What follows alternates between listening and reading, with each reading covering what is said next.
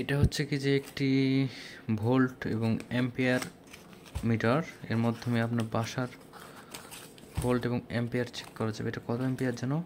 এটা 63 অ্যাম্পিয়ার। আমার বাসার মেন সুইচ 63 অ্যাম্পিয়ার। এটা মেন সুইচের পাশে লাগাবো আমি,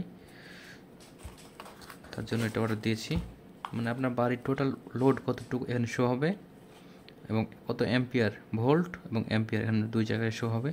প্লাস এটাতে আবার সেট করা যাবে যে যদি আপনি 250 ভোল্ট বা 220 ভোল্ট স্ট্যান্ডার্ড, যেহেতু 230 ভোল্ট যদি হয় তো কারেন্ট থাকবে না। এটা যদি আপনি চান তো এটা অফ হয়ে যাবে, অন করা যাবে এখান থেকে।